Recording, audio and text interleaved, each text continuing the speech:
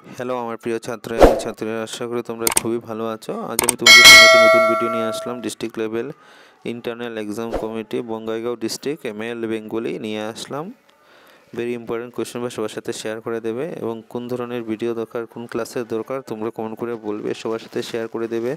Please subscribe করে দেবে। তোমাদের সাথে জোড়হাত করে বলছি, সবাই যারা দেখছো তারা সাবস্ক্রাইব করে পেলেন চ্যানেলটাকে। কী ধরনের ভিডিও দরকার সকল কিছু আমার চ্যানেলের মাধ্যমে পেয়ে যাবে। তোমরা শুধু কমেন্ট করে বলবে, আমি তোমাদের জন্য আলাদা করে ভিডিও করে দিয়ে দেবো। চলো শুরু করা যাক আজকের ভিডিও। দেখো, প্রথম শুদ্ধ উত্তর ছিল আগের পরীক্ষাতে 1:5 5টা ছিল। আলী ইবন আব্বাস কোন দেশের লোক ছিল? বায়োটিক মানে কি? ছুটি গল্পের লেখককে।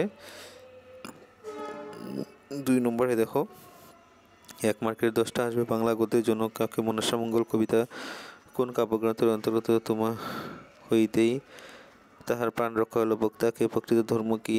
বার্মার খাবার কি? পিপলান্তি গ্রামটি রাজস্থানের কোন জেলায় অন্তর্গত? সিদ্ধার্থ ক্লাসের শিক্ষক কে ছিলেন?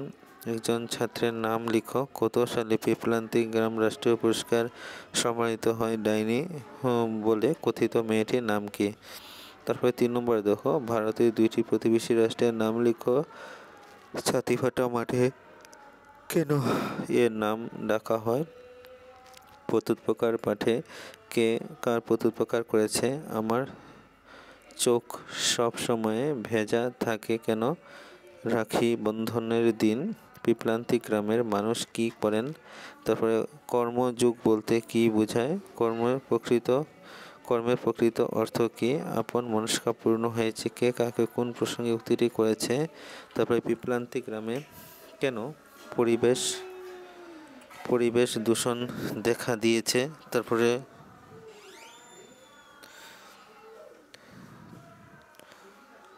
নির্মলের জটিল রোগের কথা জানতে পেয়ে সিদ্ধার্থ কি বলেছিল? টিকা লিখো। গুড় চাঁদ অথবা চম্পকনগর। তারপরে শায়ের জিয়ারিকে তার অনন্ত ভাসানের যাত্রার বর্ণনা দাও। সন্ধি বিচ্ছেদ করো যে কোনো দুটি। সম্মান দুর্লভ পদ পরিবর্তন করো। বিশাল শ্রবণ রস প্রত্যয় যে কোনো দুটি। চলন্ত পশ্চিমা দর্শন বাক্যসহ সমাস লেখো। জটা জাল ত্রিভুবন। তারপরে ভাব সম্প্রসারণ জীবে প্রেম করে যেইজন সেইজন সে বিশ্বে ঈশ্বর। তারপর তোমাদের দিদির অসুস্থ বিবাহ উপলক্ষে 3 দিনের ছুটি চেয়ে প্রধান শিক্ষক নামে আবেদনপত্র লিখো। তারপর দেখো, তোমাদের রচনা থাকবে, রচনা করে আলাদা ভিডিও করে দিব আনসার সহিতে। তারপরে দেখো 8 মার্কের রচনা দৈনন্দিন জীবনে বিজ্ঞানের অবদান। তোমার প্রিয় কবি।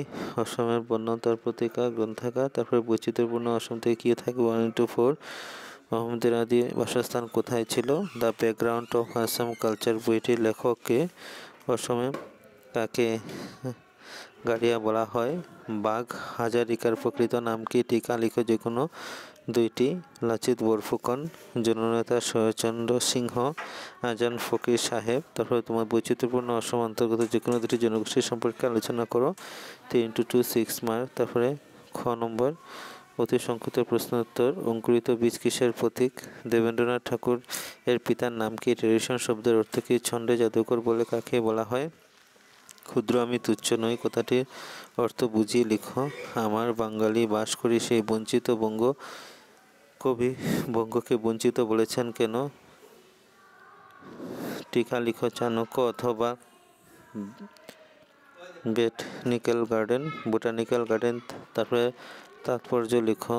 মনে হলো আমি দিব্যচোখ পেয়েছি, বোধহয় সেই 25 বছর আগে সেই বাতিটি। উক্তি পরিবর্তন।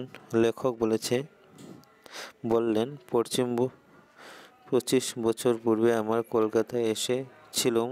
তারপরে রাম বলল আজ আমরা খাওয়া হবে না। বাক্য সম্প্রসারণ।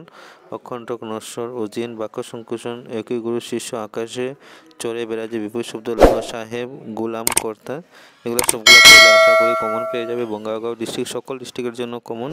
ভিডিওটা শেয়ার করে দেবে বেশি বেশি করে সকল ডিস্ট্রিক্ট স্টুডেন্টের জন্য কমন। বাংলা যাদের সাবজেক্ট আছে MIL এর জন্য ভেরি ইম্পর্টেন্ট। ভিডিওটা ভালো লেগে থাকলে একটা লাইক করে দেবে, এবং যদি আনসার দরকার কমেন্ট করে বলবে, আলাদা করে দিয়ে দেবো। বেশি করে শেয়ার করতে কিন্তু লাগবে।